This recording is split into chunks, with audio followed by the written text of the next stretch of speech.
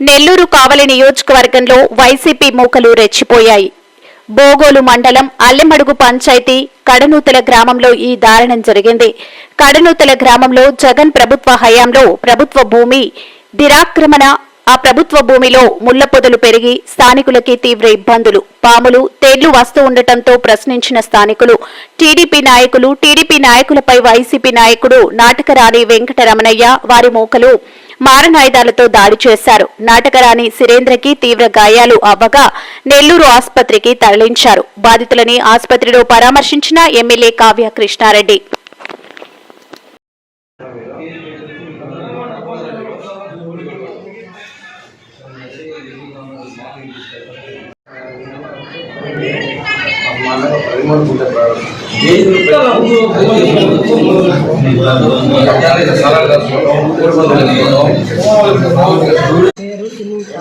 మా కన్నోతల గ్రామంలో మా ఇంటి పక్కనే చెట్లన్నీ మొలిసిన ల్యాండ్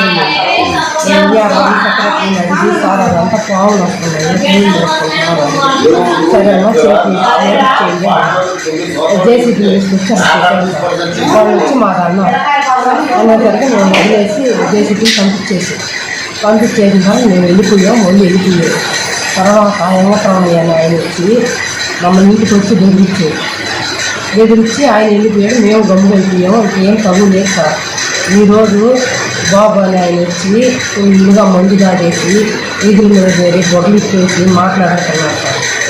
ఎందుకు మమ్మల్ని మాట్లాడేది మాటలు ఏమంతా అడగతా ఉండాలని మేము అడిగినందుకు మనకి